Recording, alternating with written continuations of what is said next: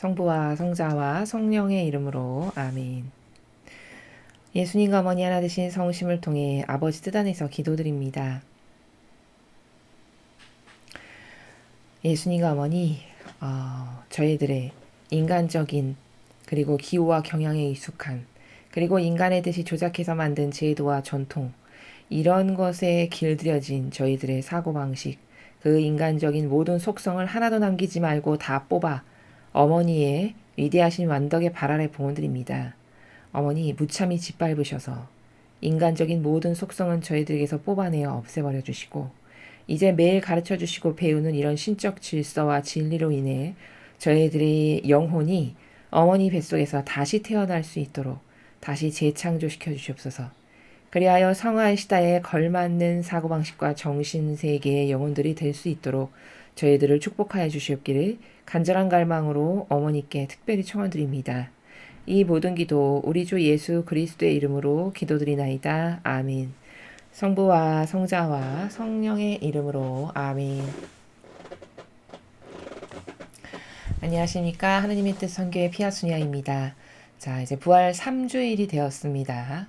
부활 3주일 주일에 주시는 그 아버지의 진리의 말씀 여러분들과 함께 학습해 보도록 하겠습니다. 2021년 4월 18일 부활 제3주일입니다. 제2독서 요한 1서 2장 1절에서 5절까지 말씀입니다.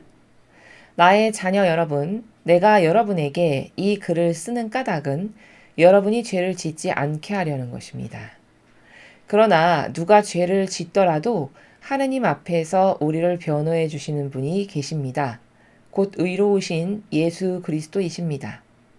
그분은 우리 죄를 위한 속죄 제물이십니다. 우리 죄만이 아니라 온 세상의 죄를 위한 속죄 제물이십니다. 우리가 하느님의 계명을 지키면 그것으로 우리가 그분을 알고 있음을 알게 됩니다. 나는 그분을 안다 하면서 그분의 계명을 지키지 않는 자는 거짓말쟁이고 그에게는 진리가 없습니다. 그러나 누구든지 그분의 말씀을 지키면 그 사람 안에서는 참으로 하느님 사랑이 완성됩니다. 주님의 말씀입니다. 하느님 감사합니다. 자, 오늘 요한 1서에서 사도 요한이 이야기하는 나라. 자, 이 나라는 어떤 나라냐? 우리가 어떻게 예수님 때문에 구원을 받는 것이 어떻게 가능한 것인가에 대해서 오늘 요한 1서를 통해서 우리가 배울 수 있습니다. 자, 앞에부터 차근차근히 보시면 나의 자녀 여러분, 내가 여러분에게 이 글을 쓰는 까닭은 여러분이 죄를 짓지 않게 하려는 것입니다. 그러나 누가 죄를 짓더라도 하느님 앞에서 우리를 변호해 주시는 분이 계십니다. 곧 의로우신 예수 그리스도이십니다. 자, 사도 요한이 이런 서간을 전하는 이유는 이런 진리의 말씀을 전하는 이유는 어떤 것이 참된 것이고 바른 것이고 진실이고 사실인지 천상의 나라가 무엇이고 예수님이 어떤 분이신지 이런 것을 내가 여러분에게 이 글을 통해서 전함으로써 여러분이 죄와 점점 멀어지는 사람이 되고 하느님 아버지와 가까워지고 예수님과 어머니의 정신세계와 가까워지는 사람이 되게 하려고 나는 이 글을 여러분에게 쓰는 겁니다. 이렇게 밝히고 있죠. 자, 그런데 우리의 한계성으로 여러분께서 죄를 짓는다 해도 여러분의 죄를 대신해서 우리를 변호해 주시는 분이 계신데 바로 그분이 예수 그리스도이시다 이렇게 밝히고 있습니다. 자, 이것은 그 다른 요한 사도의 그 서간에서도 이렇게 이야기하죠. 심판하러 오신 게 아니라 예수님께서는 우리를 살리시고 구원하시려고 오셨다. 이렇게 말하는 부분이 또 있습니다. 같은 나라죠. 사람은 잘못 교리를 배우면 하느님, 예수님 그럼 무서운 분, 막 혼내시는 분, 심판하시는 분 이런 이상한 생각에 사로잡힐 수가 있다라는 거죠. 그러나 진실은 뭐냐? 아버지께서 예수님을 우리 인류를 위해서 산 희생제물로 내어주신 것은 살리시기 위해서지 심판하고 단죄하고 막 무섭게 이렇게 인류를 벌만하시기 위해서 예수님을 보내주신 게 절대 아니다. 이런 이야기를 하고 있습니다. 같은 나라죠. 그분은 우리 죄를 위한 속죄 제물이십니다. 우리 죄만이 아니라 온 세상의 죄를 위한 속죄 제물이십니다.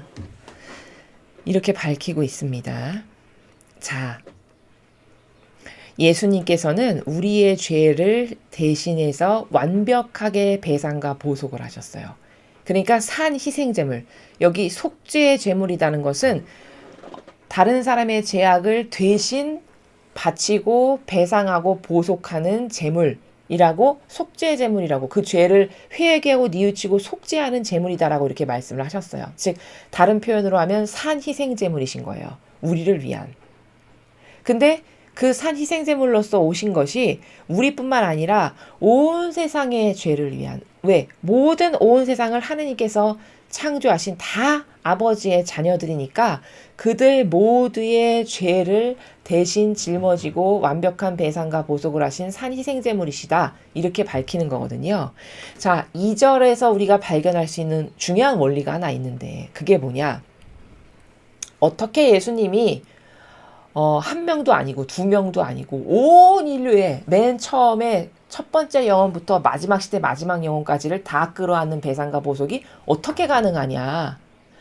자, 그것은 영적인 본질의 차원의 세계에서 가능한 것인데, 다시 말하면 이런 원리입니다. 예수님은 죄가 없으시죠. 흠 없이 완전 무결하시죠. 자, 그러면 죄 없고 흠 없이 완전 무결하다라는 것은 영원히 살 수밖에 없는 존재세요. 죄악이 없기 때문에. 자, 그런데 그렇게 영원히 살 수밖에 없으신 분께서 영원히 죽을 수밖에 없는 죄악의 인간을 대신해서 운명을 맞바꿔 주신 거예요. 산 희생제물로 자신을 내어주셨다는 것은. 그러면 한시적인 생명이 아니라 영원성의 생명이신 분께서 대신 산 희생제물이 되셨기 때문에 영원히 죽을 수밖에 없는 사람의 죄악을 대신 다 갚아주신 거죠. 그래서 운명이 맞바뀌어지게 된 거예요. 그래서 우리가 구원받을 수 있는 자격이 생긴 겁니다. 이런 원리로 산 희생제물을 예수님께서 인류를 위해서 하셨는데 그것이 유효하고 타당하고 완벽하고 부족함이 없는 것은 그분의 그 흠없는 완전 무결성의 존재 자체가 죄악이 없으신 완벽하신 분이 영원히 죽을 수밖에 없는 이 죄악의 목숨과 맞바꿔 주심으로써 죽을 수밖에 없는 사람을 대신 희생제물로 내어 바쳤기 때문에 값이 치러진 거죠. 그래서 우리가 살 수 있게 되었다라는 이 원리로 우리가 구원될 수 있는 가능성이 생긴 겁니다. 그래서 죽음을 영원한 생명으로 바꾸어 주실 수 있는 분은 예수님밖에 안 계신데 그분이 대신 자원해서 산희생제물로 자신을 온전히 내어주셨기 때문에 우리는 이제 목숨이 맞바꿔져서 살 수 있는 기회가, 구원될 수 있는 기회가 누구에게나 생겼다라는 것이 2절에서 말씀하시는 중요한 원리다라는 겁니다.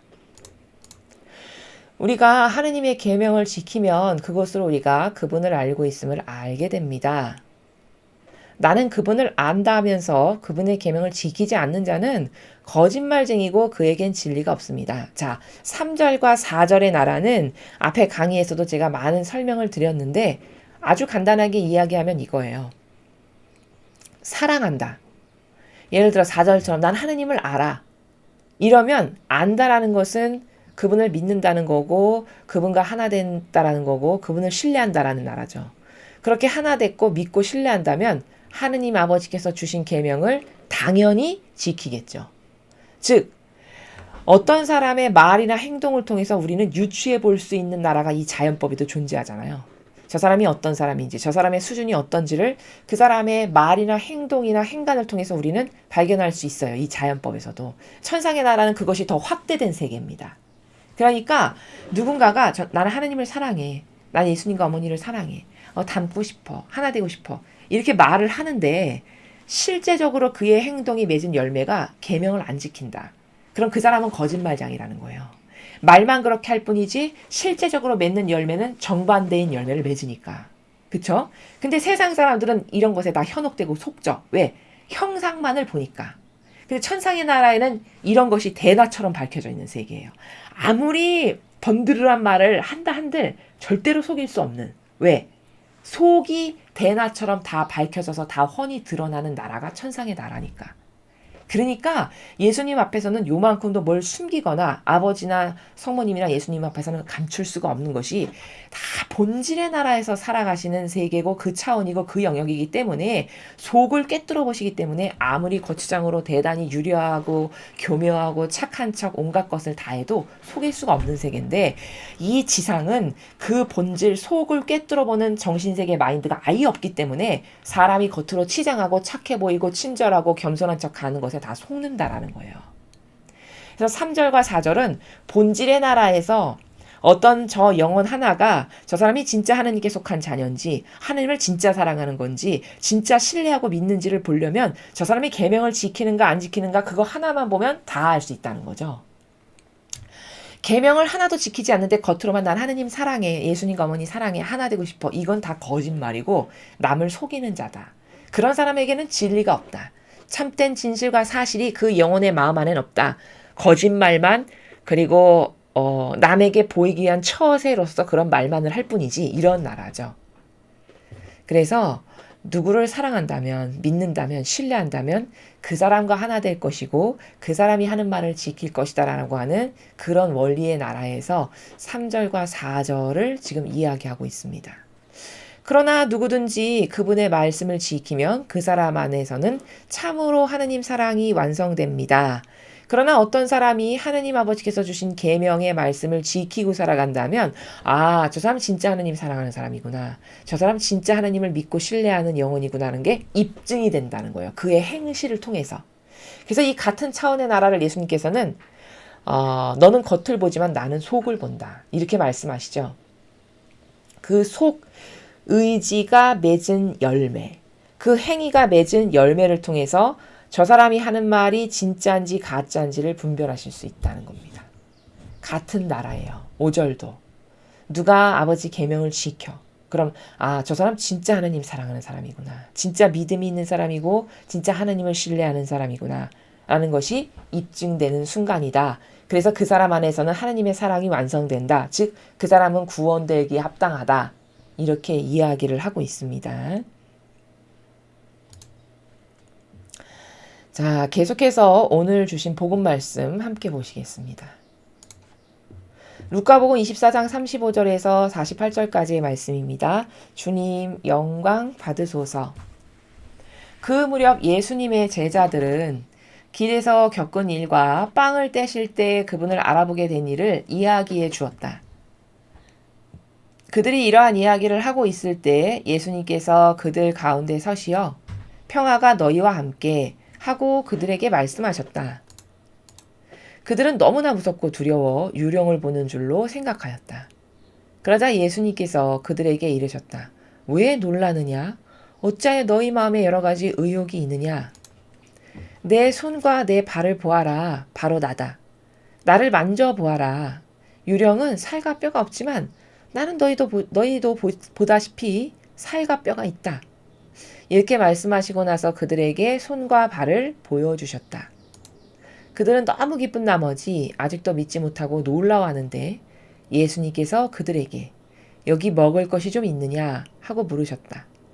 그들이 구운 물고기 한 토막을 드리자 예수님께서는 그것을 받아 그들 앞에서 잡수셨다. 그리고 그들에게 이르셨다. 내가 전에 너희와 함께 있을 때 말한 것처럼 나에 관하여 모세의 율법과 예언서와 시편에 기록된 모든 것이 다 이루어져야 한다. 그때 예수님께서는 그들의 마음을 여시어 성경을 깨닫게 해주셨다. 이어서 그들에게 이르셨다. 성경에 기록된 대로 그리스도는 고난을 겪고 사흘 만에 죽은 이들 가운데서 다시 살아나야 한다. 그리고 예루살렘에서부터 시작하여 죄의 용서를 위한 회개가 그의 이름으로 모든 민족들에게 선포되어야 한다. 너희는 이 일의 증인이다. 주님의 말씀입니다. 그리스도님 찬미합니다.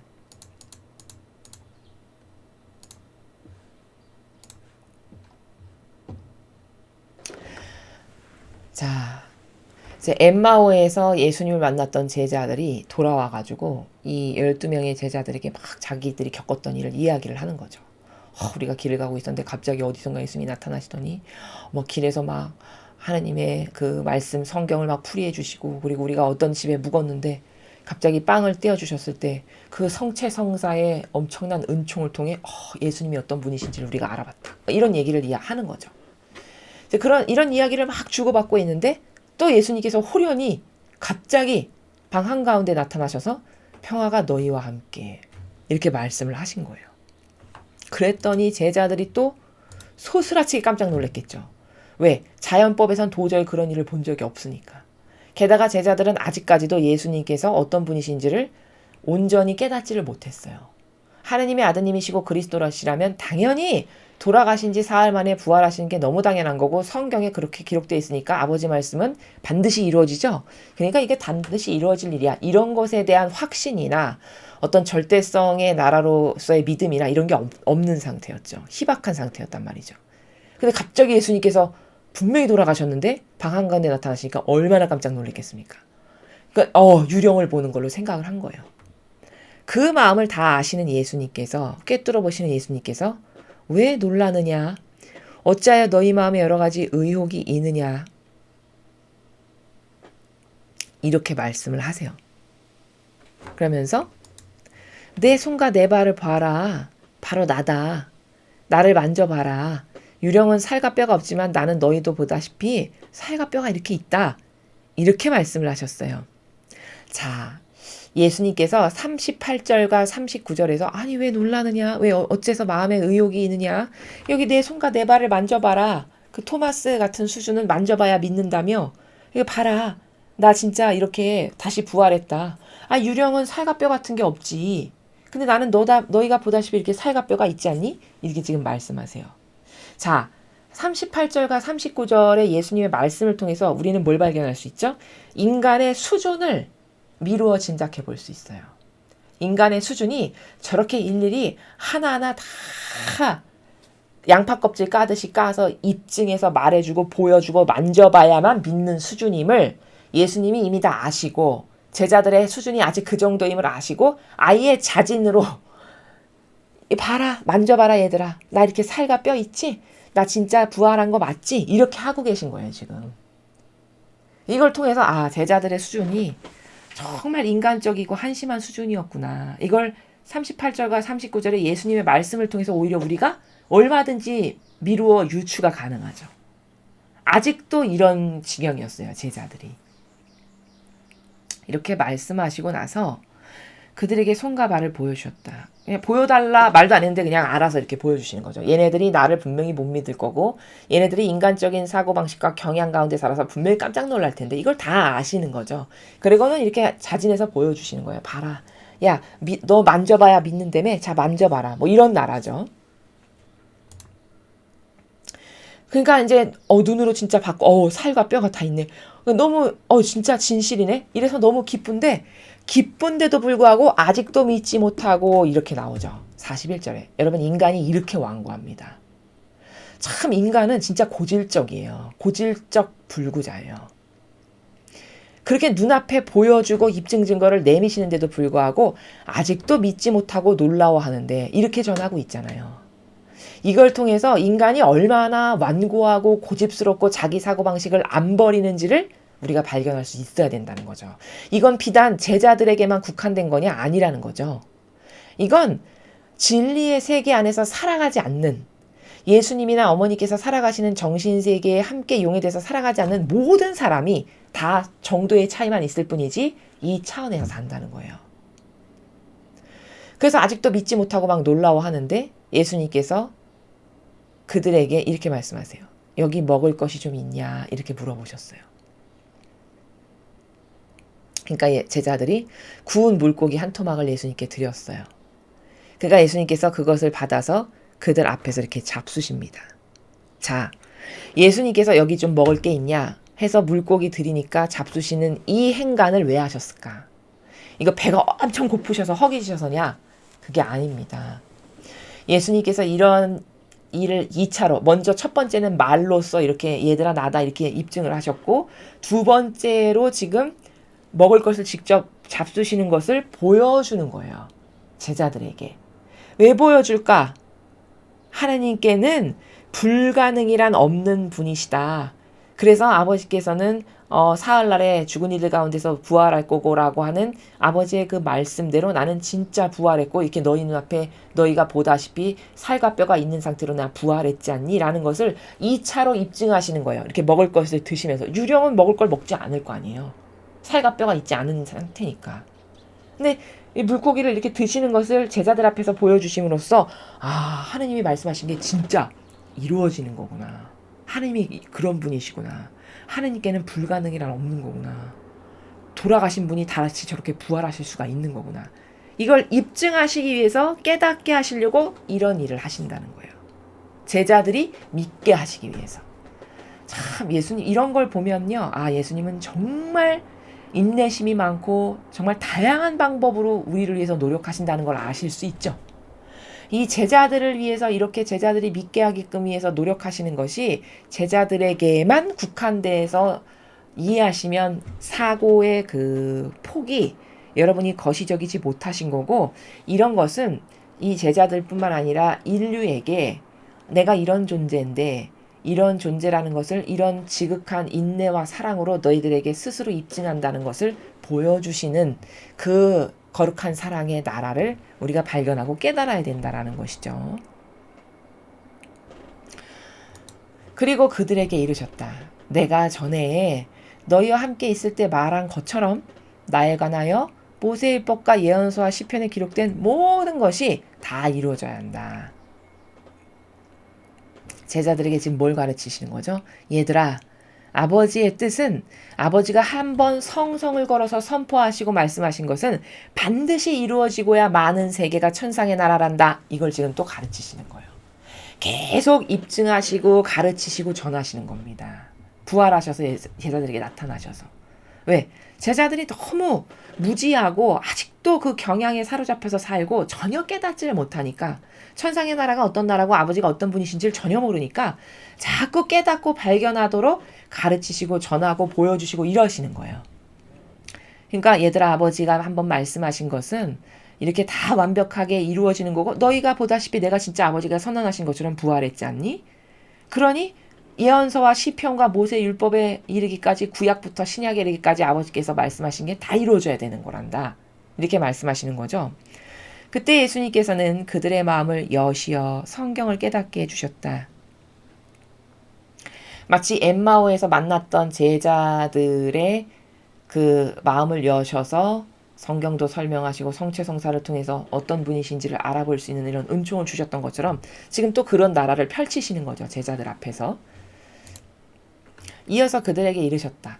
성경에 기록된 대로 그리스도는 고난을 겪고 사흘 만에 죽은 이들 가운데서 다시 살아나야 한다.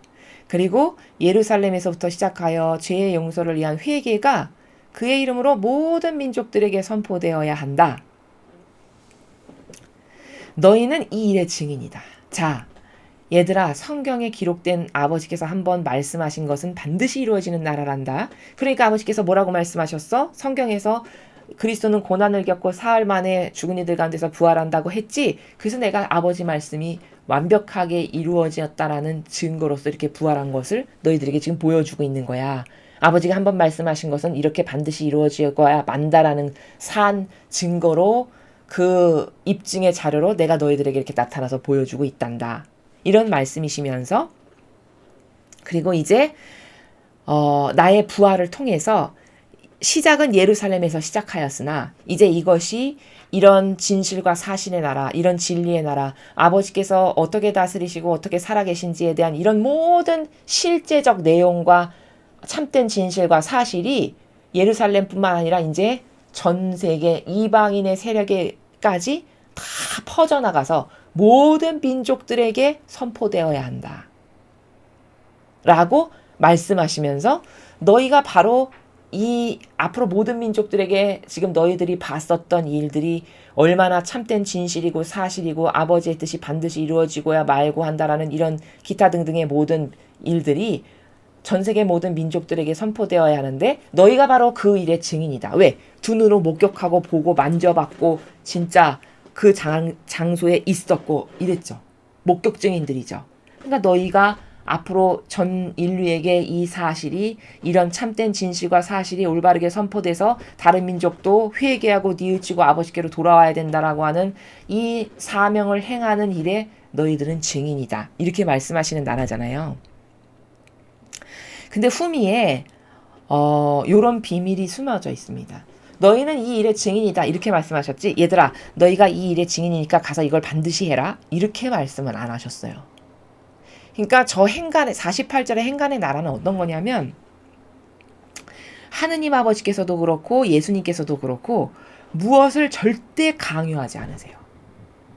하느님의 일을 하는 것마저도 그래요. 너 이 일을 해라. 이렇게 강요를 단 한 번도 어떤 영혼에게도 그렇게 안 하세요.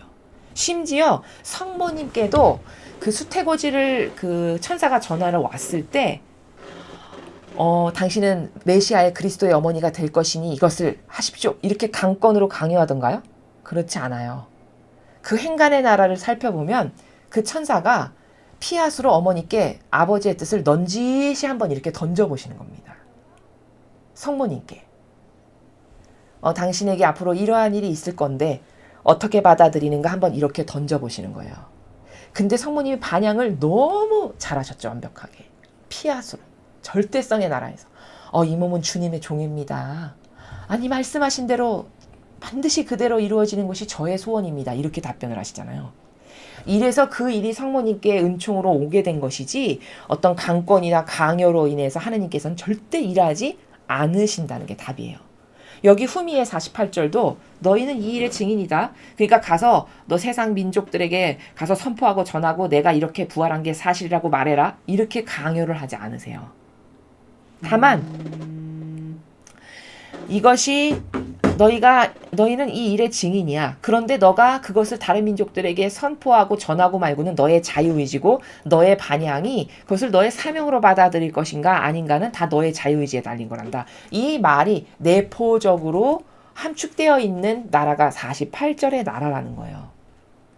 그래서 아버지께서는 그 아버지의 일을 하실 때 자녀들이나 일꾼들에게 이걸 해라 이렇게 강요하시는 나라가 단 한 번도 없으시다라는 거. 그저 어떤 영혼에게나 의중을 넌지시 던져보시거나 이것을 던졌을 때 저 영혼이 어떻게 반향하는가를 보시고 옳게 반향하면 그것을 사명으로 맡겨주시고 예를 들면 성모님처럼 또 구약의 다른 예언자들처럼 그렇게 옳게 반향을 하면은 이렇게 그것을 할 수 있게끔 여건을 마련하시지 그걸 강요로 인해서 이거 해라 라고 이렇게 하지 않으신다는 거. 그것을 48절에서도 너희는 이 일의 증인이다. 여기까지만 말씀하신 것은 증인이니까 네가 그것을 전 세계 민족들에게 선포하고 그 선포된 사실을 통해서 그들이 회개하고 뉘우쳐서 아버지께 돌아오게 하는 그 일을 할지 말지는 너의 자유의지야. 그러나 네가 이 모든 부활 사건이나 이런 것의 목격 증인이라는 건 변함없는 사실이야. 이 나라에서 말씀하신다. 라는 것을 오늘 우리가 이 후미의 48절에서 발견할 수 있습니다.